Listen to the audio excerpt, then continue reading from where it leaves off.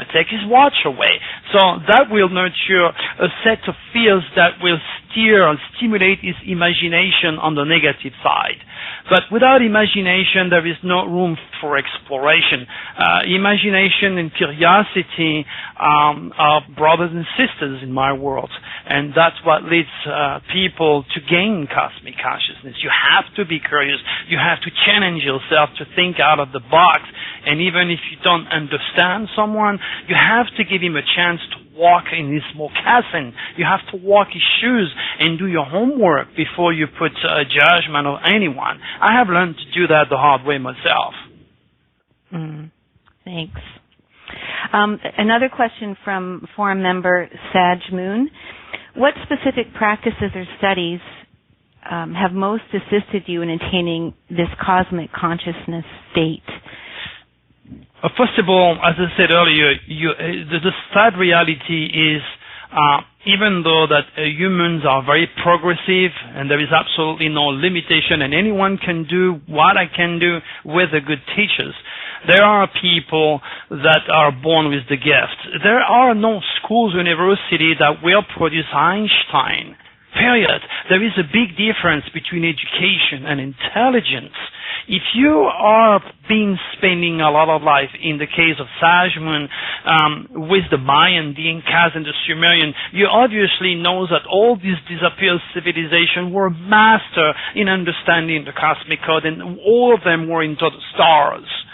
So Sajman has already the ingredient needed in his own natal UCI to be interested and to evolve into full cosmic consciousness, but maybe he should cast aside the modern approach of astrology, which forces him into the trees and miss the forest. He needs to develop more objectivity and being taught to use the sign and let them speak to him like when he was a wise Indian walking and talking in 2 or 3 moons. This is pretty deep stuff, and I'm sure if he could hear me, he would, and he probably will in your archive. There is an affinity with this gentleman that I'm connecting with, because he is an old soul. I feel it. Thank you. Thank you. My pleasure. Patrick, you have a question for Dr. Turi. Yes, Dr. Turi, good evening. Good evening, Patrick. In many interviews, you mentioned that you've received downloads, and I've heard a number of other Gnostics and historical figures receiving information from a spiritual source. You've also alluded to channeling. Can you describe your download experience for us and explain the difference between what you understand as your channeling information? Okay, well, this is again, a very peculiar question, because it is a very, very personal experience. And when you approach the UFO phenomenon, it raises a red light right away, because they could think, whatever happened to me is made up for a movie that I'm writing for Hollywood, and the fact of the matter, it's very, very real. I have been, as I said earlier, a magnet will not attract a piece of wood. My chart, my astrological chart, my UCI, repeat, unique celestial identity, is overloaded with a planet called Uranus. Uranus is called in Greek mythology the Lord of the Sky, and Uranus was the New Age movement. Uranus was computers and technology, the future of mankind, the genius of humanity. Uranus was also the real phenomenon of UFOs. So I vibrate at that level, and at a very early age, 6 years old to be precise, I start to get those UFOs experience and abduction. And again, when I'm talking about UFOs experience and abduction, I'm not talking about a walking in the light in the sky. I'm talking about a flying saucer suspended 30 feet above my head, and I'm talking about extraterrestrial that I'm talking like I would be talking to any human being. And in August 11, 2011, 2001, I believe, when I channel, I have a problem to go down to the dates. 1981, 1991. Yes, 1991, 10 years apart. For my third one, my wife and I, we were abducted above Los Angeles, and we had like 90 miles taken away from us, and that's where I saw her laying down on the table, and they took our child. They took the fetus for their specific purpose, of course. They seem to be interested in Dr. Turi's DNA. But most of all, they also have downloaded, when I came into this little room, like a cast, like a helmet came down from the roof of the saucer and downloaded me the information and the working of the planet in our very solar system. So the questions of where the moon come from, what is the purpose of Jupiter, so many questions that I had no answer, it came to be a reality. And the experience was so shocking that when I came home, I couldn't help myself to draw in every room of my house all sorts of symbols. I couldn't help myself, and that's where basically I started my career. But I have to mention that anyone has the right to be skeptical when it comes to the UFO dilemma, because it is a very, very personal experience. And in my case, I have better things to do than to make up stories of such nature. Well, I appreciate your candor. I think we have some additional questions later on. For right now, I have a question about moon cycles. I appreciate your discussion of that and its significance with the Farmer's Almanac, but I still don't understand from your explanations of the dragon and what that is exactly. I believe it's the moon or part of the moon cycle. Go ahead. Can you give a brief description of that and how the tail and head apply? Yeah, sure. The south and north node of the moon are called the head and the tail of the dragon. But there is more to it. To me, from what I have gathered and downloaded, it's coming from the constellation of Draco, which is of fishes, or the serpent, so to speak, or the 13th sign, which our infantile science is constantly discovering new planets. This is like Christopher Columbus discovering America. It's always been there, I'll put it this way. But the dragon's tail is the area of your chart which is a representation of all that you have been, where you have been, all your gifts. It's on your tail. And regardless of the amount of money and effort, education you put on your tail, it cannot be productive for you, and it may even cost your life. While the head is totally the opposite, it's the gold mine. And I reinforce this theory when our Congresswoman Gifford was shot.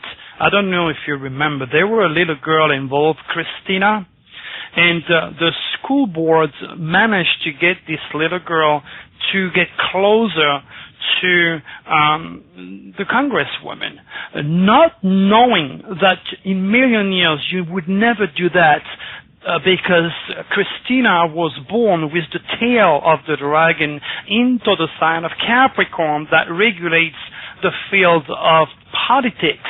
So getting into politics is bringing her exactly on the tail of the dragon that snapped her away. But again, my thinking, my vision, my mental process is so unique, so different, so advanced than traditional accepted scientific discipline that a lot of people may just, think I'm another Mrs. Clare or Sylvia Brown out there and not a scientist. And that's where they're very wrong. So you want to put your energies on your head of the dragon. Okay? The year you were born will tell you the natal dragon. of course, you have also a hidden dragon, but unless you understand the dynamics of astropsychology, I cannot even approach that. You could also educate yourself on the dragon by reading one of my books called The Power of the Dragon. It's over 525 pages of incredible information that would explain how the dragon brought Hitler to what he was and what he did, as much as many serial killers, why Nostradamus or Einstein became Einstein or Nostradamus. Let me give you this quick information that will prove my claim if you happen to read my book or maybe become a student of mine in the future. Nostradamus, Edgar Cayce, Madame Blavatsky. Those are the three top prophets. And those three people were born, the three of them, with the same dragon into the sign of Pisces. Knowing that Pisces is controlled by Neptune, Neptune rules the subconscious, premonition, astral traveling, spirituality to the extreme. It is not an accident for those three people to have accomplished what they did.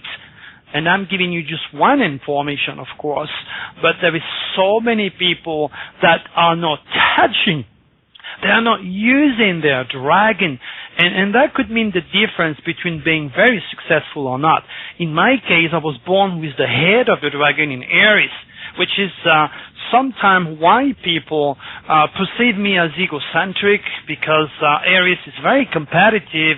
Aries is being born a leader traditionally, and I happen to have the dragon's head in the mind, and that's why I am breaching what has been accepted traditionally by science and even religion, and help people to think out of the box. Well, I appreciate that answer. Okay. So keep an eye on your dragon's head and go and rip the benefits and stay clear from the tail, because it can snap your way. Thank you, Patrick. Thank you, Dr. Turi. We have one question from Free Spirit. Please ask your question. Yes, Dr. Turi, on your website in the frequently asked questions section, you very emphatically state that drugs in any form should never be used to heighten or guide someone on their quest to enlighten themselves or to increase their level of spirituality. Does this also include certain drugs that the shamans and indigenous peoples around the world have used throughout their cultures, such as ayahuasca and mushrooms? And what are your feelings on these types of shamanic practices with these drugs? I'm 150% against it. Nostradamus, for example, was born with a moon in Scorpio, which means he had no fear of death. And he was born with the moon in his 12th house, and that moon was in the subconscious area. And being a physician, of course, he knew very well what type of mushroom could give him a kick.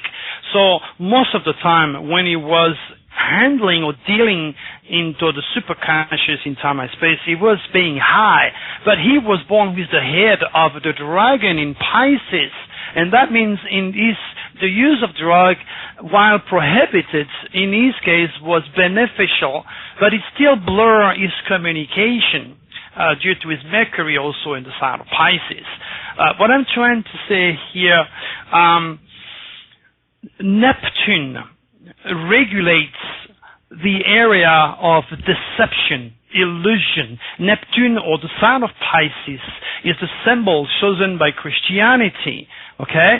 Neptune regulates the 875 different religions out there. Neptune regulates confinement, church, synagogue, asylum, drugs, alcohol, addiction, schizophrenia, dementia, anything that is Neptunian is to be very, very cautious.